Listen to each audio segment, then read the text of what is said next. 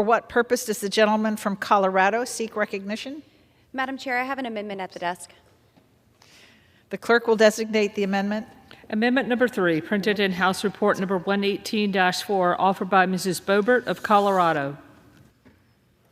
Pursuant to the House Resolution 166, the gentlewoman from Colorado, Ms. Boebert, and a member opposed each will control 5 minutes. The chair recognizes the gentlewoman from Colorado.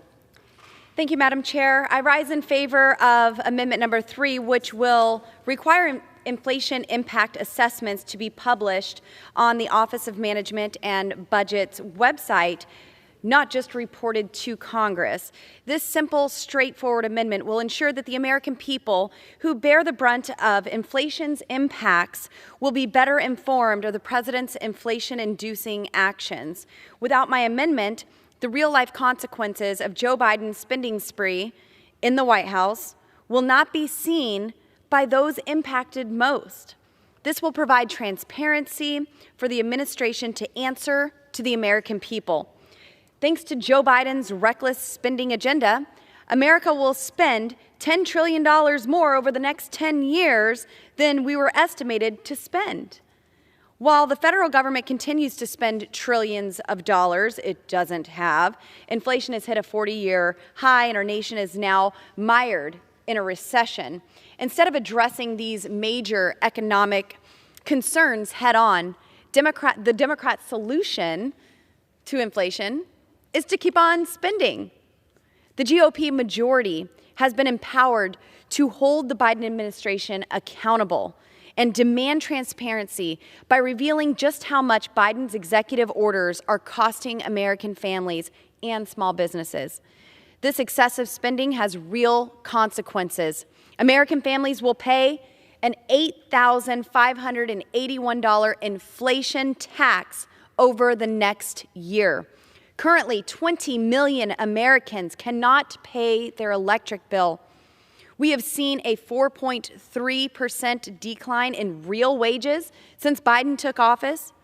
Americans have lost more than $2 trillion in retirement savings. Gas is nearly $4 a gallon again. And Americans are paying more for everything because of left-wing extremist policies. House Republicans are working to reduce inflation by fundamentally changing the way we vote on appropriations bills and putting an end to reckless spending omnibus packages passed on Christmas Eve without any time to actually read the bill. Multi-thousand-page bills spending trillions of dollars, about 24 hours or less to read it. We are working to cut wasteful spending, get to the bottom of fraudulent payments made by the federal government, support American energy production, and oppose tax increases proposed by the Democrats. Economic strength and job growth result from policies that unshackle job creators, allow American ingenuity, and provide certainty. I want to again thank my colleague, Chairwoman of the Republican Conference, Elise Stefanik, for her leadership on this issue. I urge my colleagues to support my amendment and vote in favor of the underlying bill. And with that, I reserve. The gentlewoman reserves. Who seeks recognition? For what purpose does the gentleman from Maryland seek I'm claiming the time in opposition, Madam Chair. Gentleman's recognized. You're very kind. Thank you.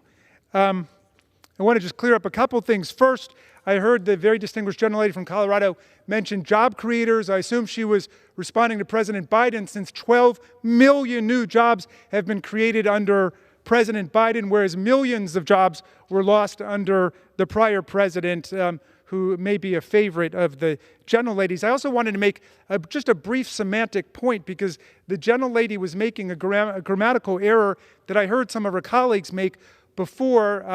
I believe she referred to a Democrat solution. I heard another member talk about a Democrat member and a Democrat plan. I just wanted to educate our distinguished colleagues that Democrat is the noun. When you use it as an adjective, you say the Democratic member, or the Democratic solution, or the Democratic plan. And so I assume it's a good faith grammatical error the first few times. But after people are corrected several times and they continue to say it, it seems like it's an act of incivility, as if every time we mentioned the other party, it just came out with a kind of political speech impediment like, oh, the Banana Republican Party, as if we were to say that every time we mentioned the Banana Republican member or the Banana Republican plan or the Banana Republican Conference. But we wouldn't do that. So out of pure political courtesy, when it's an adjective, refer to the Democratic Congresswoman or the Democratic member. Having said that, I'd like to say that I favor the Boebert amendment.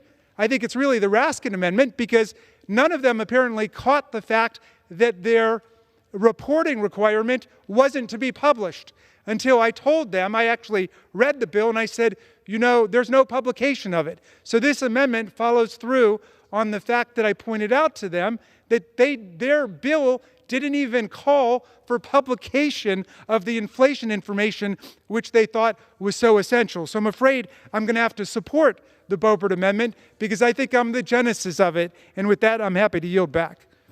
The gentleman yields back. The gentlewoman from Colorado is recognized. Thank you, Madam Chair. I do just want to take a few seconds to respond. That was great.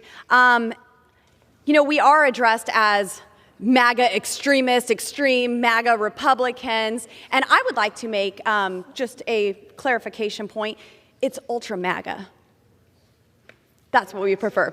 Yes, and but also, Mr. Ranking Member, reclaiming my time, Mr. Ranking Member, I am very happy that you have moved on from pronouns to adjectives, and you know, when you guys start acting Democratic, I'll be sure to call you Democratic Party. Madam Chair, I yield 1 minute to the gentleman from Kentucky, Chairman Comer. The gentleman is recognized. Thank you, Madam Chair. I rise in support of the amendment. The REIN In Act already ensures both the President and Congress receive the inflation impact assessment the bill requires. My colleague's amendment guarantees another vital recipient gets these assessments as well.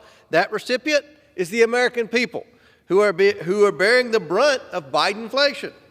Once the White House assessments are posted on the Office of Management and Budget's website, plain as day, as my friend's amendment requires, the American people will be able to know and judge better for themselves how their president is impacting their daily lives. I urge my colleagues to vote yes on the amendment, and I yield back the balance of my time.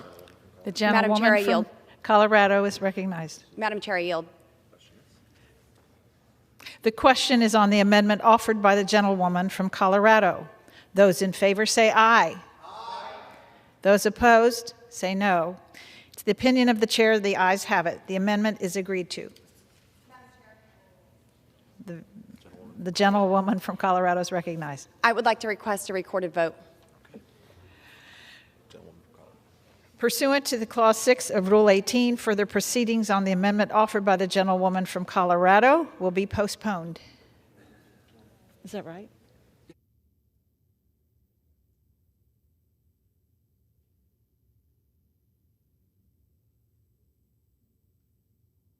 Now, in order to consider amendment number 4, printed in the House Report 118